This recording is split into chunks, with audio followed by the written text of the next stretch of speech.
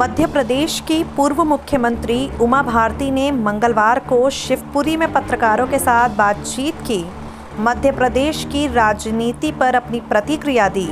ज्योतिरादित्य सिंधिया के इस्तीफे और भाजपा में जुड़ जाने को लेकर पूछे गए सवाल पर अपनी राय पेश की। आपको बता दें, उमा भारती ने कहा है, उपचुनाव में भारतीय जनता पार्टी सभी 24 सीटों पर जीत दर्ज कराएगी। ज्योतिरादित्य सिंधिया के भाजपाई हो जाने को लेकर उमा भारती से सवाल किया गया। उन्होंने कहा, राजमाता विजया राजे सिंधिया की इच्छा थी कि माधव राव भी भाजपा में आए, लेकिन वो किन्हीं कारणों से कांग्रेस में रहे, ये समझ से परे है। मुझे खुशी है कि मेरा लाडला भतीजा भाजपा में आ गया। जो भी भाजपा में आता है उसकी विचारधारा भी भाजपा की हो जाती है।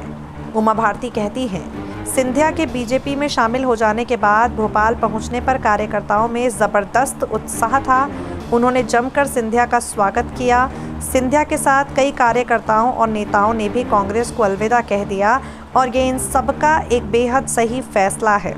आपको बता दें, राकेश चौधरी हाल ही में भाजपा से कांग्रेस में गए हैं। इसे लेकर उमा भारती से सवाल किया गया। उन्होंने कहा, वो उनका निजी कारण होगा या फिर टिकट की आकांक्षा के कारण उन्होंने बीजेपी छोड़ी होगी।